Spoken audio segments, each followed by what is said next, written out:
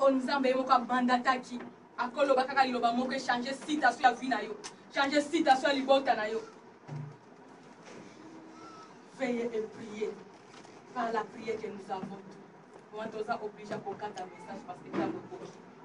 Nakanisi ngai na yo lelo nzambe alobi ete asala biso baporto ketanga Hébreux 4:1. Apocalypse 2 le verset 2 à 7 c'est pour madame ce totangia. Apocalypse 2 le verset 2 à 7.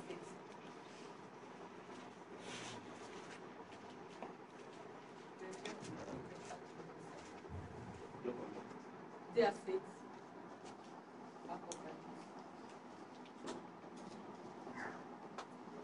Je connais tes œuvres, ton travail,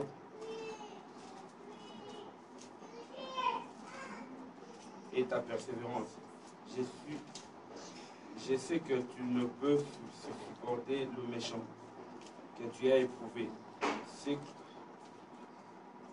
qui se disent apôtres et qui ne le sont pas, et que tu les as trouvés menteurs, que tu as de la persévérance, que tu as souffert à cause de mon nom, et que tu ne t'es point lassé.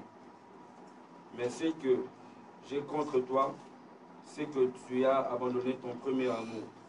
Souviens-toi donc d'où tu es tombé, répands-toi, et pratique tes premières œuvres, sinon je viendrai à toi, et j'ôterai ton chandelier de sa place, à moins que tu ne te répandes.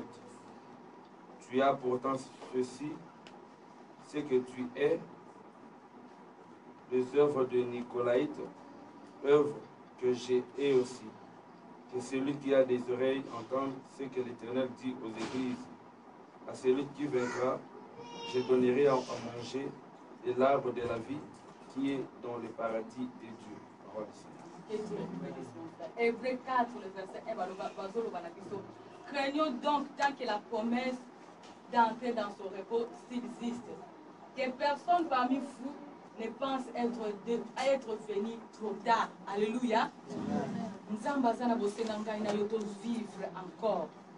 Nzamba zana bosenga ngai no to entrer na repos. Yango so yebisa biso ete babilaka na nzambe ezoko subsiste jusqu'à ce jour. Donc kanisa te ke to ngai no to komi na trop tard ereleki yango lelo mingi ba chrétien lelo baza séduit parce que Yesu amen lelo age poussani.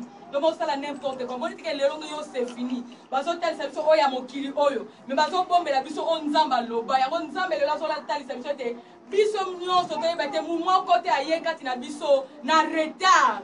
Parce que la promesse à Nzambe est si bisaka pour l'éternité. Et zande ngalo to salini to bois qui le premier amour. Ngalo ne to se lâcher. Ngalo ne to bois qui Nzambe. Ngalo ne to boy to bois qui espérance.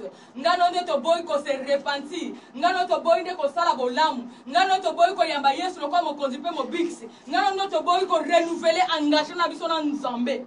Yango Nzamba sala besoin na tongo lelo tengano to sala nini. To zongela Nzambe. Pour te vivre ma promesse na ye. To zongela Nzambe, to s'attacher pas na Nzambe. To za la base pe mibali bazali ko pratiquer maloba na Nzambe. To za la base pe mibali to zali ko sacrifier oya biso pour Dieu. To za la base pe mibali to ko demeurer na enseignement fait que to za la te égaré pas na ba faux prophète. To za la base pe mibali o bazo ko pratiquer bo la mon Nzamba zo senga na biso. To za la base pe mibali o bazali ko sala ete to zo vivre na révélation. To za la base pe mibali bazo ko demeurer dans la présence de Dieu na prière. Tous à la base pour Mibal va se porter par fruit digne de la repentance.